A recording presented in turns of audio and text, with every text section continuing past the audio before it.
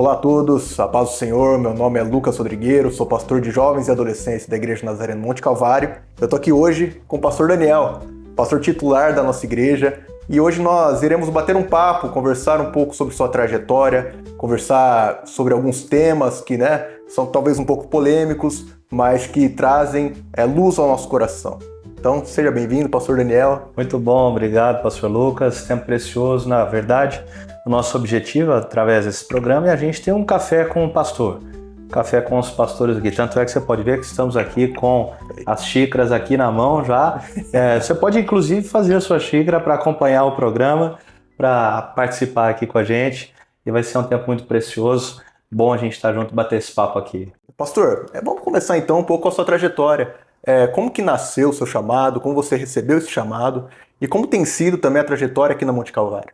Isso é longo, hein? Nós vamos levar aqui pelo menos uns 4 programas para falar sobre isso. Brincadeira. Na verdade, assim, meus pais, quando se converteram, até uma história curiosa, já contei aqui na igreja uma vez. Os meus pais, eles se casaram, não eram convertidos, tiveram os meus irmãos. Tem um irmão que é 10 anos mais velho que eu, uma irmã que é 9 anos mais velha que eu. E meus pais se separaram, né? E passaram 2 anos, cerca de 2 anos separados. E nesse período minha mãe se converteu. Num trabalho de praça, no evangelismo de praça. Por isso que eu digo que é importante esses trabalhos de evangelismo, né? Sem dúvida. E depois que ela se converteu, ela foi para a igreja. O pastor teve uma sensibilidade do espírito assim maravilhosa e conseguiu reconciliar os meus pais. E então, depois disso, eu nasci, eu vim. Eu sou sou filho do segundo casamento, o mesmo homem e a mesma mulher. Né? Verdade. É uma história assim curiosa. E durante a gestação, a igreja acompanhou essa gestação, né, da minha mãe. E desde então, durante a gestação, já havia uma palavra profética a respeito da minha vida, que eu seria separado para o Senhor, que eu seria separado para o ministério pastoral. E eu cresci dessa maneira, cresci dessa forma, mas é óbvio que as nossas convicções, elas não vêm daquilo que é a experiência de outros, elas têm que vir da nossa própria experiência. Mas eu cresci dentro da igreja, amando a igreja, amando a palavra de Deus, amando a Deus, e sinceramente eu acho que não havia outro caminho. Quando eu tinha 10 anos de idade, foi quando Deus me deu um sonho, e através desse sonho que se deu o meu chamado. Eu não sei se você já teve sonhos assim na sua vida, vindo da parte de Deus, vindo da parte do Senhor, mas é interessante quando a gente tem esses sonhos e a gente acorda com a convicção de que Deus já falou comigo, falou com a gente, né? Algo diferente, uma sensação diferente. E nesse sonho, eu me vi ainda como criança sendo tomado pela mão por uma pessoa de branco ali, né? Na minha interpretação ali, o Senhor Jesus, me tomando pela mão e me conduzindo até um lugar. Era um teatro de arena, parecia muito com a concha acústica do Taquaral. Só que muito grande. E todo mundo que estava ali estava vestido de branco também. E tinha um microfone e tinha um púlpito. E nesse púlpito tinha uma Bíblia. E ele me coloca diante daquele microfone, diante daquele púlpito, aponta a multidão e me fala para dizer à multidão, para falar à multidão.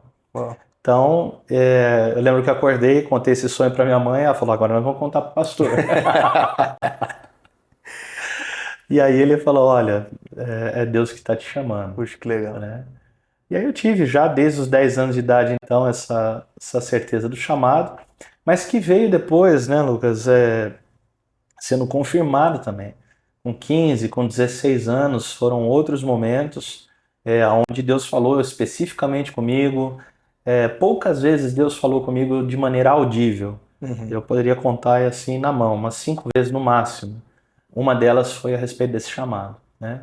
Eu tinha 16 anos de idade, Deus falou diretamente aos meus ouvidos que Ele havia me escolhido, que Ele havia me chamado para o ministério. Então foi assim que iniciou essa trajetória. Terminei o meu ensino médio na época e o pastor Aguiar me chamou para almoçar um dia, me levou para um restaurante bom. Falei, ou ele vai me cobrar alguma coisa ou vai me dar uma lambada aqui. E na verdade ele falou, Daniel, nós vamos enviar você para o seminário.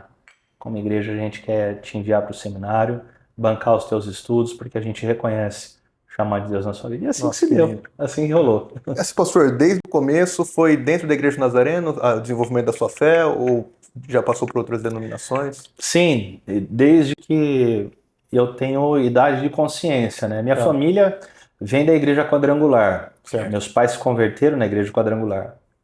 Mas nós éramos de São Paulo e entre 83 e 84 nós mudamos para Campinas. E desde que a gente mudou para Campinas, a gente logo começou a ir na igreja Nazareno. Então, minha vida inteira eu sou nazareno desde sempre, né? Que eu me conheço por gente desde sempre. Legal, pastor.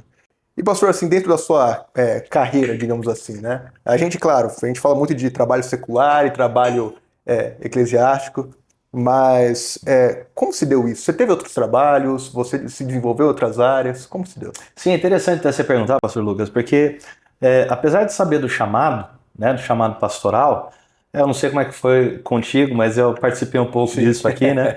Mas apesar de ter a certeza do chamado pastoral, eu, de uma certa maneira, eu deixava esse chamado para depois, né?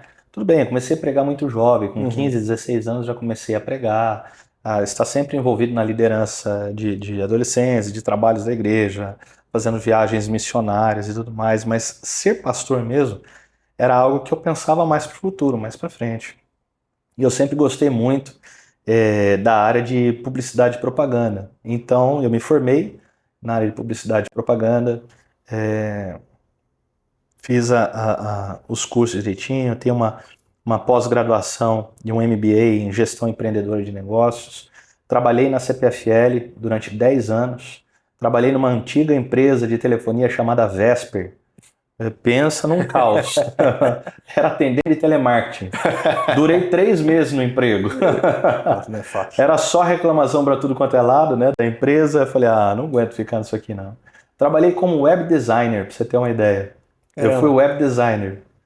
Na E qual época ano que é a isso? internet, tô falando de 97, 98. Caramba, Faz muito tempo. legal.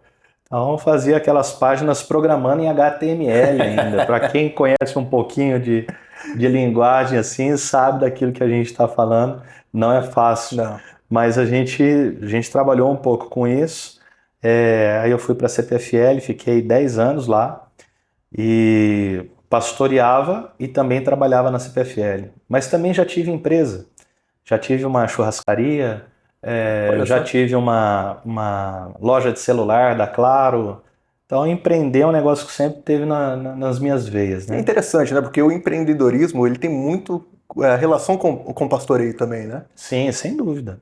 E eu lembro que quando eu entrei na CPFL, os meus conceitos de trabalho em si era tudo coisas que eu aprendi na igreja. Tudo que eu aprendi na igreja. Então, assim, eu lidava com as situações dentro do trabalho segundo aquilo que eu havia aprendido na igreja, né? Inclusive, a gente brincava, o pastor Geraldo foi nosso pastor de adolescentes, e a gente participou de um curso, um treinamento que ele deu chamado ILA, Instituto de Liderança para Adolescentes. E eu dizia, até no trabalho eu cheguei a dizer, eu sou formado pelo ILA. É, Então, assim, foram é, experiências muito boas, né? E eu comecei a pastorear ainda novo, né? Eu me formei no seminário em 2002 certo. e já na sequência já comecei a pastorear. Então, a primeira igreja onde eu comecei fora a central em si, né? Uhum. Foi em Hortolândia, na Igreja Nazareno. Na época era no Jardim, no São Camilo, agora é no Carmen Cristina. Ajudei a iniciar aquela igreja. Poxa, que legal. E foi também muito legal. Depois eu fui para Atibaia, fiquei 2 anos em Atibaia, ajudando a levantar o trabalho ali de Atibaia. E depois eu fui pastorear na Igreja Nazareno do Campo Grande, na região do Campo Grande ali em Sim. Campinas, com o pastor Alexandre Cruz, pastor de jovens, pastor de louvor, pastor de adolescentes, acabando fazendo de tudo, né? Até então chegar em 2008, final de 2008, quando o pastor Aguiar me convidou para voltar para a Igreja Nazareno Central de Campinas, e onde me tornei parte da equipe e fiquei até 2022, que foi o ano que eu assumi aqui a Monte Calvário.